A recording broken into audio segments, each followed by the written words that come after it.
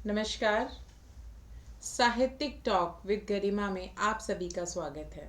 जैसा कि आप सभी जानते हैं, इस पटल पर प्रत्येक रविवार हम हाजिर होते हैं एक जाने माने साहित्यकार के साथ, जिनके साथ हम चर्चा करते हैं उनकी साहित्यिक यात्रा के बारे में।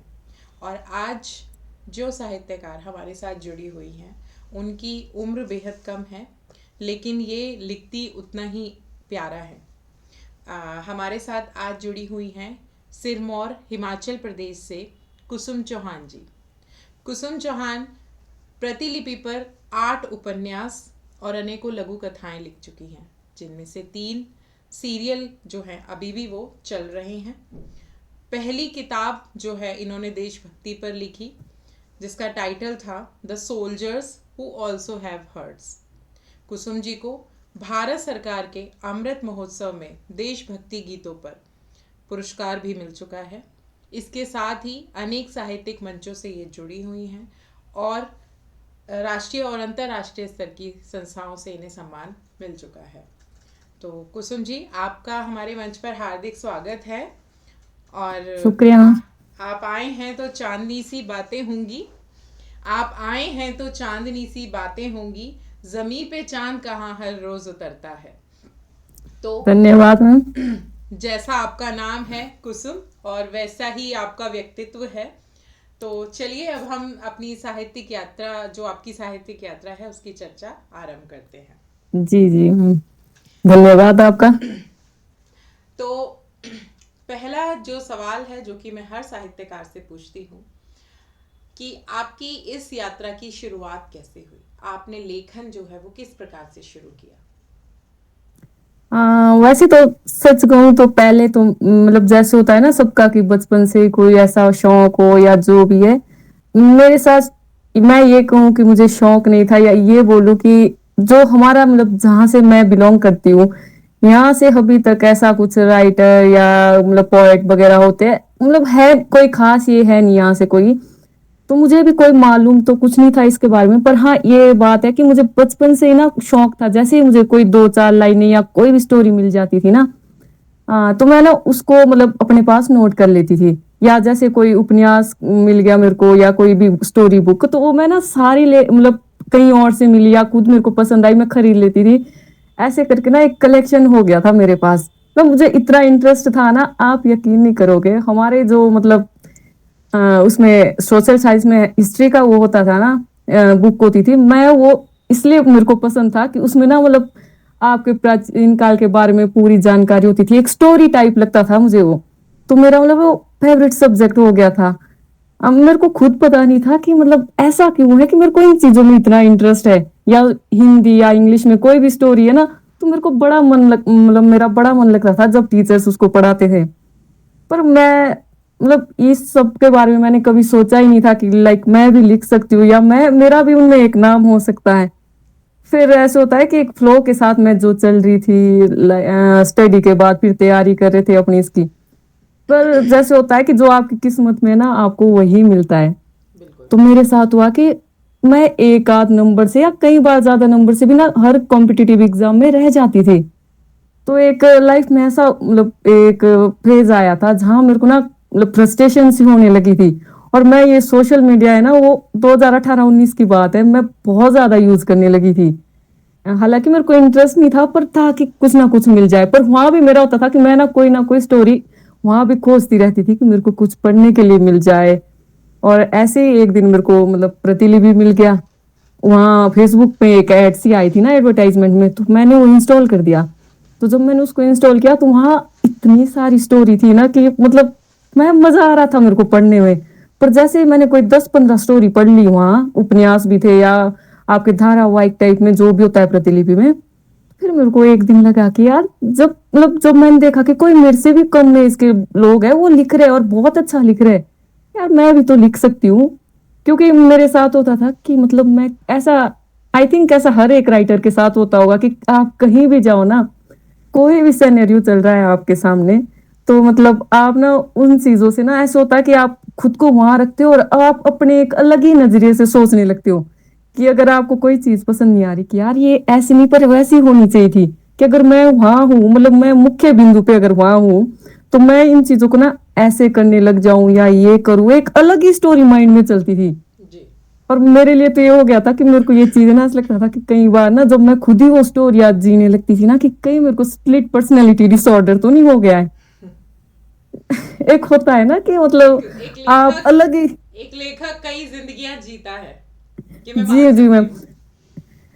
पर ये चीजें हम ना अब समझ सकते हैं कि लेखक तो जो एक कैरेक्टर लिख रहा है ना, लेखक हर एक कैरेक्टर को, हीरो हो, जीता है। विलन हो, हीरोइन हो, हर एक कैरेक्टर को खुद जीता है। पर उस टाइम पे ये पता नहीं था। तो मैं कहा यार मेरे साथ क्या होता है ये। फिर मैंने सोचा कि जो मेरी माइंड में ऊट पटांग चीजें चलती रहती है, क्यों ना मैं अब इनको लिख लूं, शब्दों में उकेर दूं। तो ऐसे ही मैंने प्रतिलिपि पे ही लिखना स्टार्ट किया था। एंड जब मैंने प्रतिलिपि पे लिखा तो स्टार्टिंग में एक होता ही है कि आपको कौन ही जानता है, या पर जैसे जैसे मैं उस धारावाहिक था ना वो लिखना स्टार्ट किया ना, तो वो लाइक पाठकों के ना वहां मेरे को समीक्षाएं मिलने लगी, रिव्यू जो भी था ना उनके व्यूज अच्छे अच्छे आने लगे, और फॉलोअर्स भी बढ़ने लगे। तो एक कॉन्फिडेंस सा जग गया कि नहीं यार मैं यहाँ कुछ कर सकती हूँ, क्योंकि मेरे पास उस टाइम कोई कुछ करने के लिए कुछ खास था भी नहीं। तो फिर मैंने वैसे वो फर्स्ट ही कंप्लीट कर दिया। वो इतना खास तो नहीं हुआ, फर्स्ट एक्सपीरियंस ऐसा ही जाता है।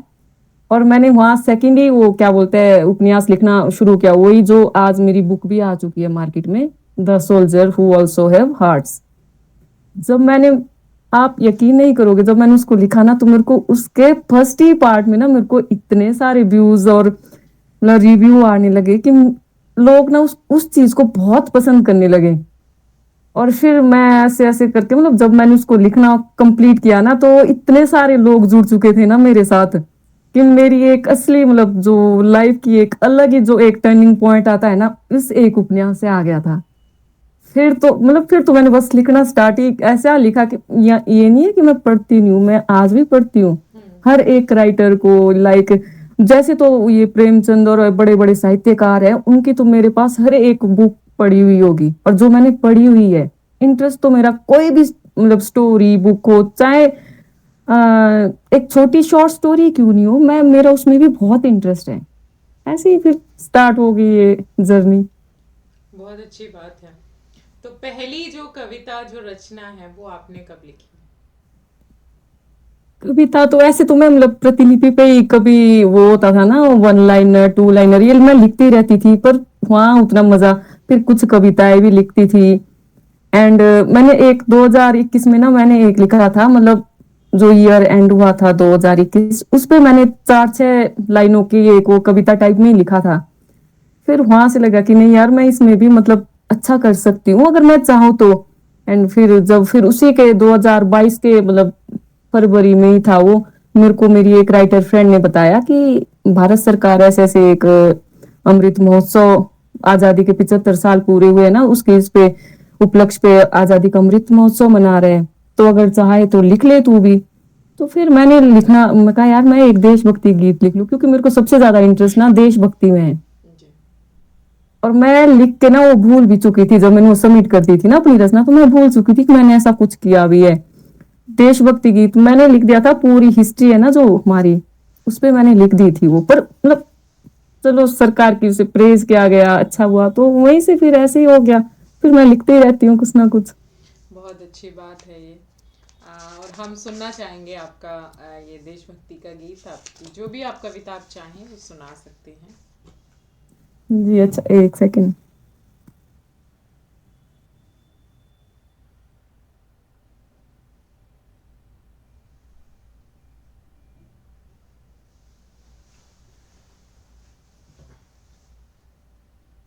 वैसे तो मैं एक चीज जो आजकल का जो दौर है ना, मैं उस पे मतलब एक स्टोरी लिख रही हूँ पितार पुत्र की। इसमें एक धारावाहिक चला हुआ है मेरा प्रतिलिपि पे। तो मैंने पितार पुत्र के बारे में ना मतलब 4-6 लाइनें लिखी है, मैं ये जरूर सुनाना चाहूंगी, क्योंकि ये आज के दौर स्वागत की है। सच्चाई है। स्वागत है, स्वागत है। मतलब ये एक पिता के शब्द है अपने बेटे के लिए, है कि मतलब उसके इसके लिए, क्योंकि वो बेटा पिता को छोड़ के चला जाता है। जी। इस पे है कि वक्त बदल रहा है तो रीत भी बदल जाएगी, इस बदलती रीत के साथ ये दौर भी बदल जाएगा। कल मेरा दौर था तो आज उसका दौर आया है। हैरान नहीं हूं मैं इस बदलती रीत से, बस जरा सा परेशान हूं। क्योंकि मेरा दौर तो तब का था, वो गुजरते गुजरते गुजर गया। मगर मेरा बेटा वो तो इस दौर का है, अगर उसे तकलीफ हुई तो।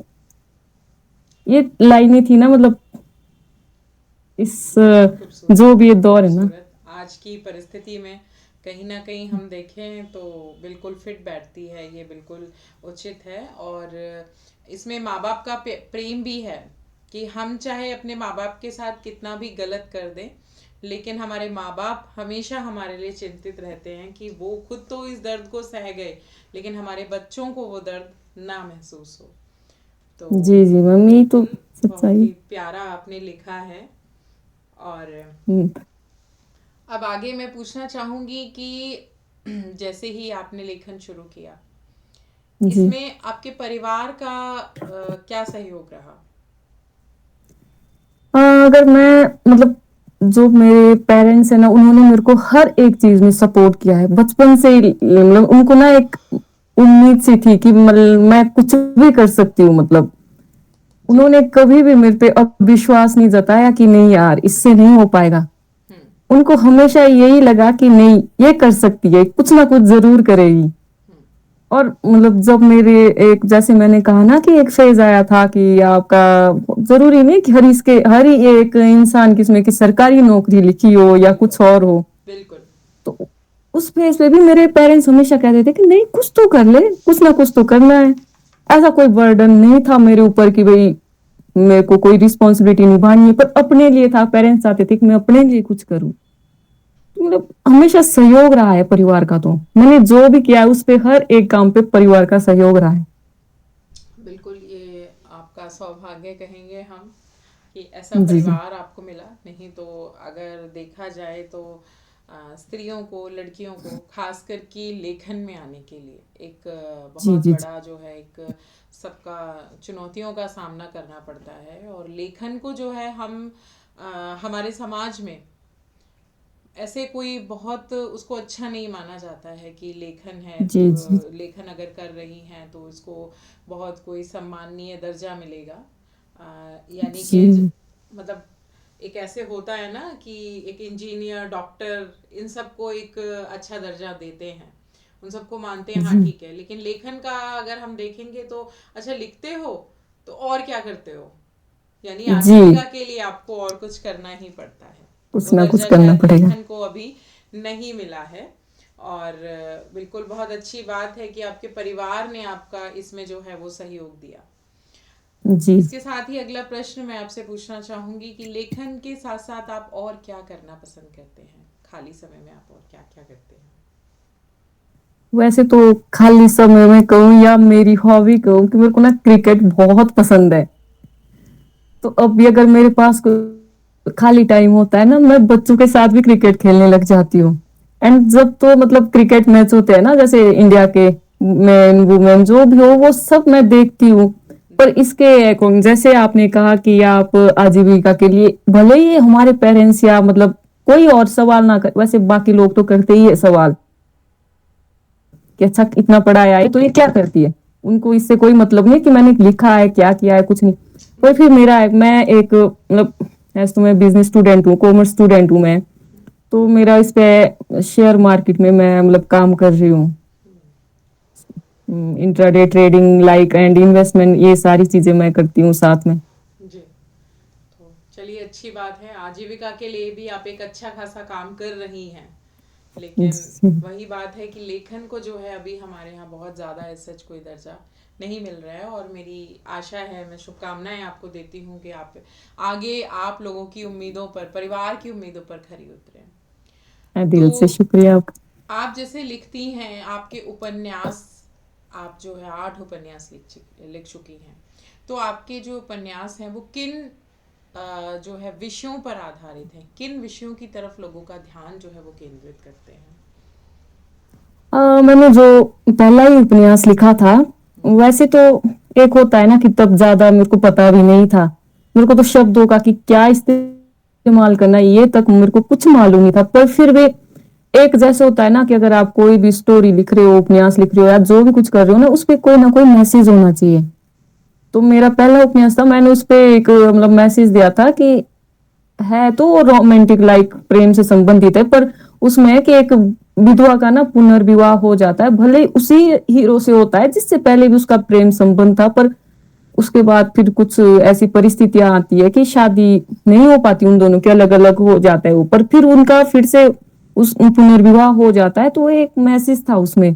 फिर दूसरा देशभक्ति, एक देशभक्ति का था, एक या दो एक और भी चल रहा है देशभक्ति के ऊपर।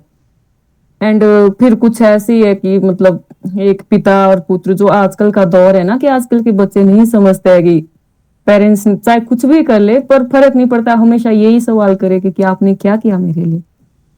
ऐसे ही है कुछ क्राइम से रिलेटेड, मतलब हर चीज में ही कोशिश कर रही हूँ कि एक अच्छा कुछ कर सकूं। बिल्कुल, बहुत अच्छी बात है। और आपके जो मुख्य पात्र हैं वो जी। किस तरह के होते हैं आपके उपन्यासों में? आप जैसे एक प्लॉट रचती हैं तो उसमें मुख्य पात्र रखते हैं, हम हीरो है, हीरोइन है, तो वो एक जो है कहानियाँ आपकी वो नायक जो है ओरिएंटेड होती हैं या विलेन ओरिएंटेड होती हैं, या फिर आप एक सोशल सामाजिक संदेश को ही मुख्य लेकर चलती हैं? अ, एक होता है कि क्या बोलता है, सोशल का तो चलो है ही। एक सेकंड, मतलब जो भी है सामाजिक जो सिचुएशन है आज की उससे तो संबंधित होती है। बाकी जैसे कोई सा भी मतलब ये हो ना कि एक जो तो देशभक्ति का वो तो चलो एक अलग जेनर हो गया, पर फिर है कि कोई नॉर्मल स्कूल कॉलेज लाइफ से रिलेटेड है, या फिर होता है कि कोई सक्सेसफुल है पर वो एक होता नहीं ग्रे कैरेक्टर हो।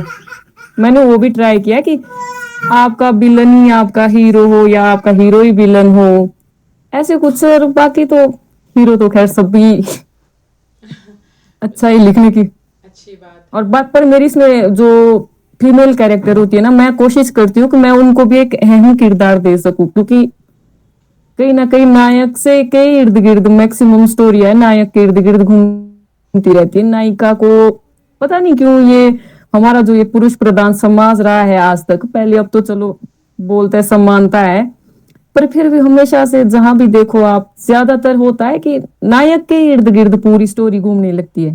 जी तो कोशिश रही है कि नायिका को भी बराबर का दर्जा मिल सके, दोनों मुख्य धारा पे हमेशा बने रहे। जी, बहुत बढ़िया बात है ये कि आप जो है उसको मुख्य धारा को सबको समानता जो है आप देना चाहती हैं अपनी कहानियों के जरिए। और इसके जी। साथ ही अब अगला प्रश्न आपकी मैं किताब को लेकर के जो पूछना चाहूँगी, आपकी पहली किताब है जो कि बड़ा ही प्यारा और बहुत ही रोमांचक सा नाम है उसका, the soldiers who also have hearts. तो हाँ, इसके बारे में आप बताइए कुछ। ये मतलब एक होता है ना कि आप चलो जो देशभक्ति या सोल्जर्स के ऊपर ना बहुत सारी किताबें लिखी गई है, बहुत सारी मूवीज आई है, या हर एक चीज में ना, पर एक होता है कि हम ना एक हो हम हमेशा बोलते हैं कि यार ये फौजी है, ये सन की है, हार्टलेस है या ऐसा है। हम इन्हीं चीजों पे ना मैक्सिमम टाइम होता है कि हमारे आसपास भी कोई फौजी है तो हम उसको यही बोले कि यार ये फौजी इसके साथ मत लगो, ये तो सन की होता है वैसे भी। पर वो सन की उनमें वो सनक आती क्यों है, क्या परिस्थिति होती है उनको, हम वो चीज ना सोच भी नहीं सकते। एक फौजी जो मेरी किताब में है ना, जो नायक है, उसके साथ ऐसी मतलब घटनाएं घटित होती है ना कि देश के लिए अपना सब कुछ न्योछावर करने के बाद भी ना उसको मतलब एक शक की निगाह से देखा जाता है। उसके वो भले ही वो देश के लिए फिर भी काम करता है, पर आपको अगर एक जैसे होता है ना, आपको एक गोली का भी अगर आप कोई बुलेट चला रहे हो आपको उसका भी जवाब देना पड़ जाए। फिर होता है उसके बाद है कि उसमें मैंने उसी स्टोरी में ये भी दिखाने की कोशिश करी है कि हमारा फौजी हमारा हीरो, हमारे हीरो होते हैं, हमारे सोल्जर्स हैं, पर सोल्जर के पीछे जो उनकी वाइफ है ना, पेरेंट्स तो होते ही है, भाई बहन सब परिवार तो होता ही है इवन, पर जो वाइफ है ना वो एक सोल्जर के बाद ना एक बेटे का रोल अदा करती है। क्योंकि सोल्जर तो चलो आया छुट्टी, जो भी है सोल्जर हमारे देश के लिए जी रहा है, पर उस सोल्जर के परिवार के लिए ना उसकी बीवी वो जीती है, उसके माँ बाप को संभालना, उसके बच्चों को, उसके भाई बहन को, हर सिचुएशन में ना वो मतलब आप उसको ना एक जैसे होता है ना स्टोरी में साइड कैरेक्टर होते हैं, आप उनको साइड में नहीं, ऐसे नहीं साइड नहीं कर सकते हो, क्योंकि वो भी मुख्य धारा में हमेशा रहती है।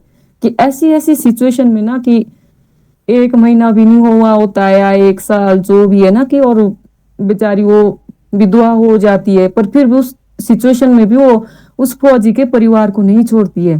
तो क्योंकि भले ही देश के लिए ना एक सोल्जर बेटे का रोल अदा करता है, पर उस सोल्जर के परिवार के लिए ना हमेशा एक जो उसकी पत्नी होती है ना, वो बेटे का रोल अदा करती है। वो उसके परिवार को, उसके अब्सेंस में वो उसके परिवार को संभालती है। मैंने इस स्टोरी में मतलब यही दिखाने की कोशिश की है।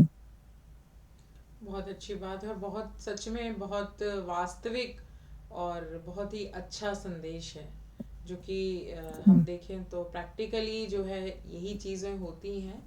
और जितना मुझे लगता है एक जवान जो है वो सीमा पर लड़ता है, लेकिन उसका जो परिवार है, उसकी जो पत्नी है, वो रोज़ जो है अपने घर में जो है लड़ती है और जी, संघर्ष करती है। बहुत ज्यादा। उसका जो संघर्ष है वो शायद नहीं गिना जाता है। बिल्कुल और भी नहीं गिना जाता है। हाँ, और शायद मुझे लगता है इसीलिए हमारी जो सरकार है उसने अब जो है शहीद की जो पत्नियां हैं उनको विधवा ना कह करके उनको वीरांगनाएं जो जी, है वीरांगनाएं। उसका नाम दिया गया है। क्योंकि हाँ जी। वीरांगना है वो सच में, क्योंकि जब तक पति जीवित होता है तब भी वो संघर्ष करती हैं उसके बिना, उसके लिए। और जब वो नहीं रहता है तभी भी वो संघर्ष करती हैं। और मैंने नहीं देखा कभी भी किसी भी शहीद की पत्नी को, किसी भी वीरांगना को पुनर्विवाह करते हुए। वो हाँ हमेशा जी, ये परिवार के लिए, जो चला गया है फौजी, उसकी भूमिका निभाती है, एक बेटे की भूमिका निभाती है घर में और उनका साथ देती है। तो सच में बहुत अच्छा विषय आपने लिया है। और वाकई में तो अब दूसरा जो प्रश्न, इस अगला प्रश्न ये है कि आपको इसमें शायद शहीद पर, देशभक्ति पर ही गीत लिखने के लिए आपको सरकार से जो है 75वें जो है अमृत महोत्सव पर आपको पुरस्कार भी मिला है। तो वाकई में आप देश, आपकी जो रचनाएं हैं वो भी देशभक्ति की भावना से ओतप्रोत हैं और बिल्कुल आपकी बातों से भी देशभक्ति झलकती है। तो अगला मैं प्रश्न यही पूछना चाहूँगी कि जो आजकल जो साहित्य की स्थिति है, जैसा कि हम सब देख सकते हैं, साहित्य अब जो है वो ऐसी बात नहीं रह गई। अब तो हम एआई से, चैट जीपीटी से लिखवा लेते हैं कुछ भी। और लिखनी होते, कुछ भी आर्टिकल या कुछ भी लिखना होता है तो हम गूगल करते हैं, दो चार आर्टिकल निकालते हैं और उनको कॉपी पेस्ट मार के हम जो है लिख देते हैं। तो ऐसी स्थिति में आप साहित्य को कहाँ देखती हैं? किस स्तर पर जो है हमारा साहित्य वो जा रहा है?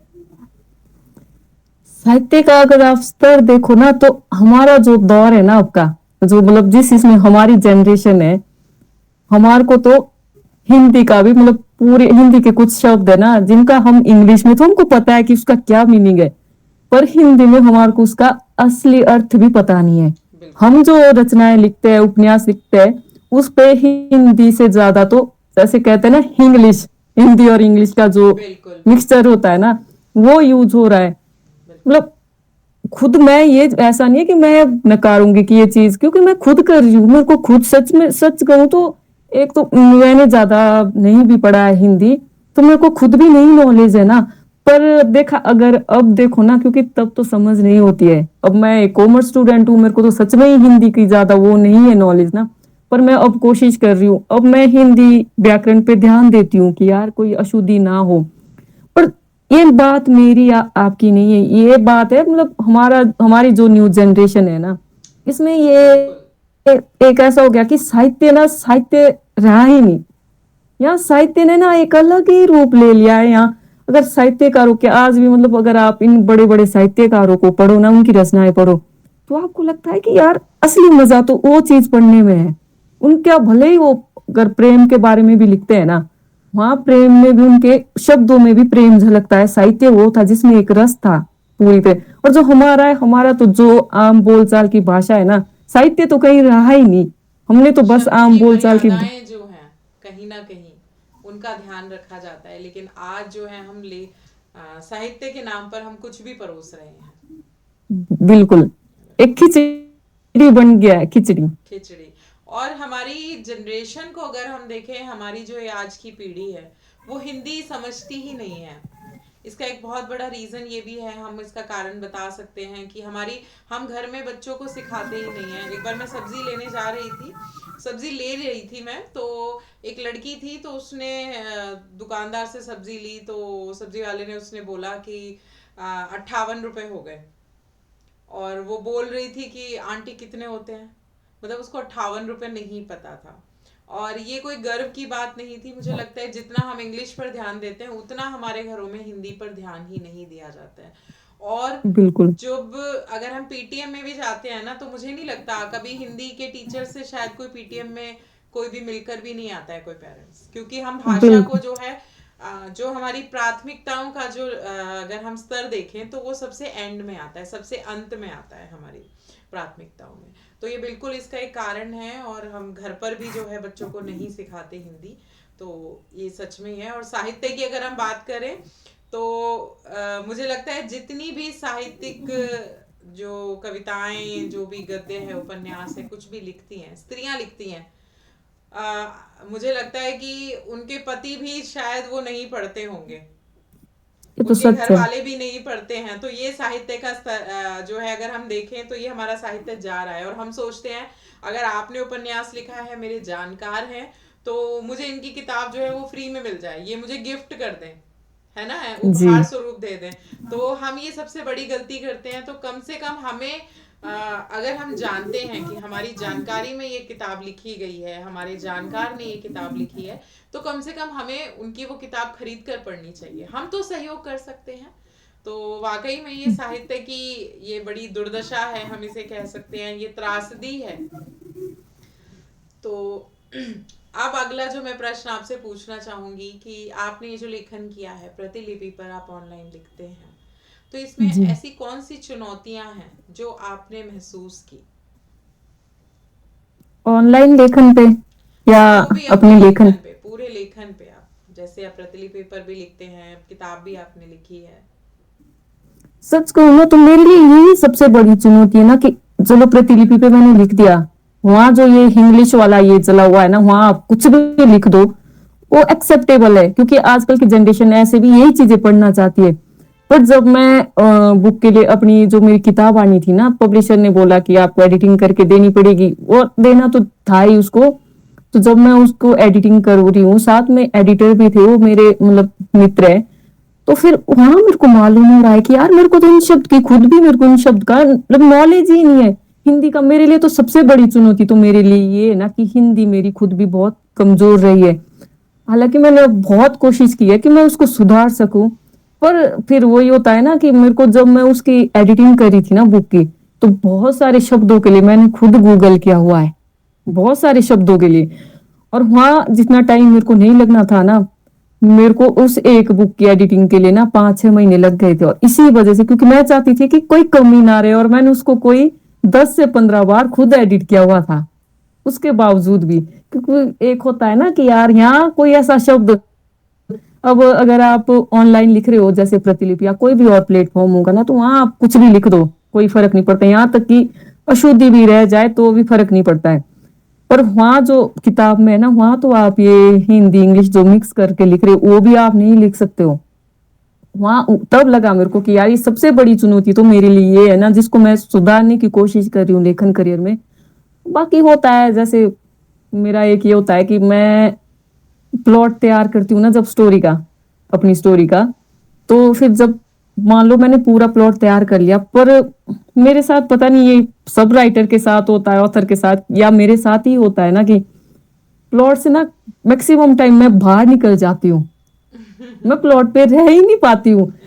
और ऐसा नहीं है कि कहीं गलत ही ट्रैक पे चली जाती हूँ, पर मेरा ये होता है कि मैं ना प्लॉट पे रह नहीं पाती हूँ, टिक नहीं पाती हूँ। मेरे को लगता है कि नहीं यार, जो मैंने आज सोचा है ना कि यहाँ मैं मतलब इसको ना और ये कर दूं, और मेरा प्लॉट कभी किसी भी स्टोरी का ना वो रहा ही नहीं जो मैंने स्टार्टिंग में सोचा हुआ था। लास्ट में मेरी स्टोरी कहीं और ही पहुंच जाती है, पर गलत ट्रैक पे तो नहीं जाती है। पर ये क्या होता है कि खुद पे कंट्रोल नहीं रहता है, खुद के इमोशन पे कंट्रोल नहीं रहता है लिखते हुए। बिल्कुल, आपकी जो क्रिएटिविटी है, आपकी रचनात्मकता है, वो निकल कर आती है। और जी। बिल्कुल ये जो रचनात्मक लोग होते हैं, राइटर्स होते हैं, ये मुझे लगता है एक ट्रैक पे रह भी नहीं सकते। एक जी, लाइन ये पर हम बात तो नहीं चल फैक्ट। सकते, एक लीक से हटकर जो है हमें जो है चलना होता है।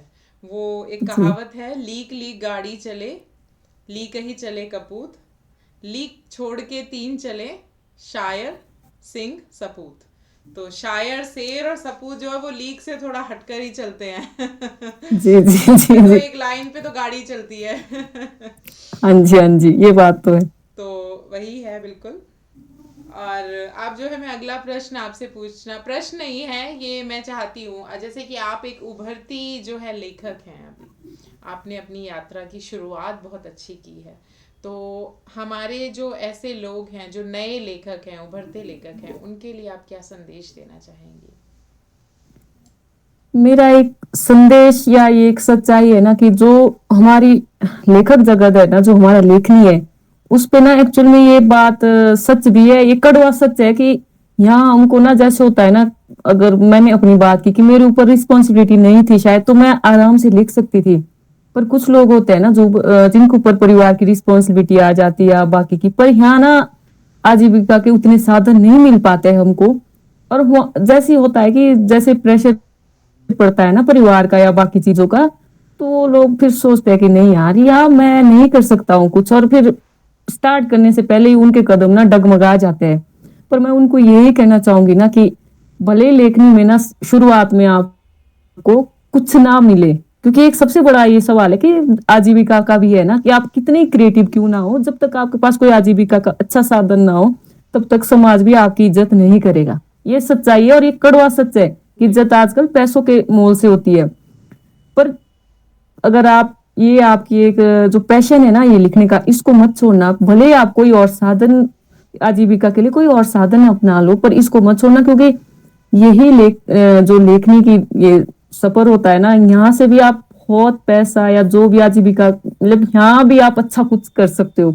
बस जरूरत है कि आपको धैर्य रखना है उस टाइम ना, जिस टाइम आपके ऊपर पूरा प्रेशर पड़ रहा है ना, उस टाइम आपको धैर्य रखना है। मिलता है, हर चीज का फल मिलता है। लेखनी में भी बहुत कुछ मिलता है, पर यही नहीं कि पर अपना पैशन मत छोड़ो, इसको बिल्कुल। पुरजोर कोशिश से करो। तो अभी तक के लेखन में आपने ऐसा क्या महसूस किया जिसका आपको गिल्ट होता है, आप महसूस करते हैं कि यार ऐसा होना चाहिए था, या काश मैं ये कर पाती? मेरे को बाकी गिल्ट तो नहीं रहा, मेरे को बस एक चीज का गिल्ट रहा ना कि जब मैं मतलब मैंने अपनी वो होता है ना 10th क्लास के बाद, मैंने काश कि मैंने 8 सब्जेक्ट रखा होता और वहां मैंने हिंदी लिया होता। हम्म। अगर आपको साहित्य में जाना है ना तो आपको बहुत जरूरी है, क्योंकि ऐसे तो आप इंग्लिश में भी आप कर सकते हो, जी। पर नहीं, मेरे को हम तो भारतीय है और हिंदी से ही प्रेम है। वो मेरा मेरा एक ये हमेशा से गिल्ट रहा है ना कि मेरे को ना मतलब हिंदी और ज्यादा पढ़ना चाहिए था। मैं बहुत अच्छा कर सकती थी, ऐसा नहीं, भावनाएं शब्द फीलिंग सब कुछ है, पर उन भावनाओं को ना शब्दों में उकेरने के लिए ना सही वही होता है ना कि सही शब्द नहीं मिल पाता है। और जो एक हिंदी का स्टूडेंट होगा ना, वो आपको ऐसे ऐसे शब्द ना, भले वो ना लिखे, पर फिर भी उसके पास हिंदी का जो अध्यापक भी है ना, हाँ, वो इतने अच्छे से आपको बातें समझा सकते हैं। पर आपकी बात की, हम तो पेरेंट मीटिंग पे भी हिंदी के टीचर को इग्नोर कर देते हैं। बिल्कुल। ये और मेरा बिल्कुल हमेशा सही से गिल्ट बात है। है ये शायद। पर कभी भी जो है वो देर नहीं होती है, जी जब जी जी जागो तभी सवेरा। तो आप हिंदी अभी भी जी। सीख सकते हैं, उसको और वो इम्प्रूव तो कर सकते हैं। कोशिश जारी है। बिल्कुल। अब मैं चाहूंगी, क्योंकि हम अंत की तरफ बढ़ रहे हैं, तो हमारे जो व्यूअर्स हैं उनके लिए आप क्या संदेश देना चाहेंगे?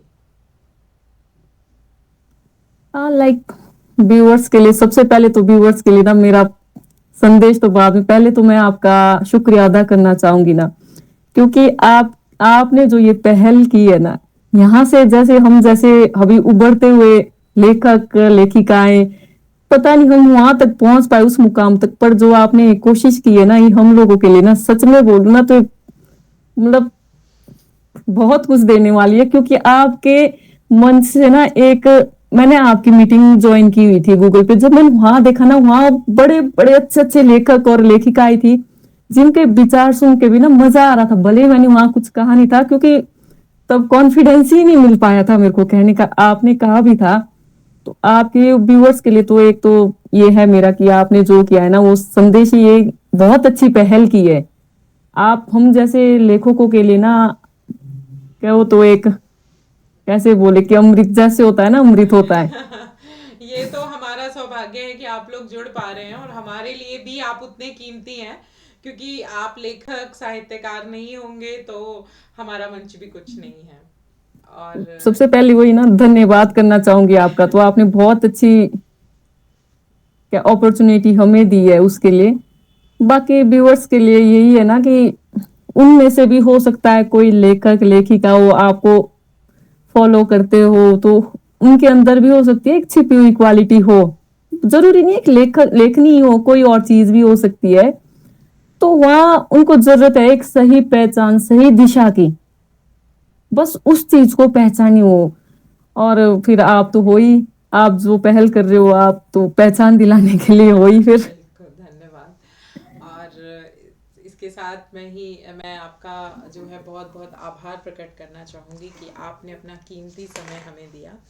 और इसके लिए मैं आपके लिए जो है चंद पंक्तियाँ पेश करना चाहूँगी कि वो खुद ही नाप लेते हैं बुलंदी आसमानों की। वो खुद ही नाप लेते हैं बुलंदी आसमानों की, परिंदों को नहीं तालीम दी जाती उड़ानों की। महकना और महकाना तो काम है खुशबू का, महकना और महकाना तो काम है खुशबू का, खुशबू नहीं मोहताज होती कद्रदानों की, खुशबू नहीं मोहताज होती कद्रदानों की। तो आप आपका तो नाम ही कुसुम है, और आप बिल्कुल महकेंगी। और ये हमारी शुभकामनाएं हैं कि अभी जो आपका दिल से आप धन्यवाद। लेखन में एक उभरता सितारा हैं, और आगे भी हमारी बहुत बहुत शुभकामनाएं हैं आपके लिए कि इसी तरह से आप कार्य करते रहें। और हिंदी को आप जैसे लोगों की, आप जैसे लेखकों की बहुत ज़्यादा आवश्यकता है। हमारी हिंदी को सुदृढ़ बनाने में आपका बहुत बड़ा योगदान होगा। तो हमारी आपके शुक्रिया। भावी जीवन के लिए बहुत बहुत शुभकामनाएं, आपके लेखन के लिए बहुत बहुत शुभकामनाएं, और बहुत बहुत आभार कि आप हमारे मंच पर जुड़े। और अब हम विदा लेते हैं हमारे व्यूअर्स से भी। तो अब हम विदा लेते हैं आपसे अगले रविवार तक के लिए, जहां हम फिर से मिलेंगे एक जाने माने साहित्यकार के साथ, जिनके साथ हम चर्चा करेंगे उनकी साहित्यिक यात्रा के बारे में। तब तक के लिए बिल्कुल। स्वस्थ रहें, मस्त रहें। धन्यवाद। धन्यवाद।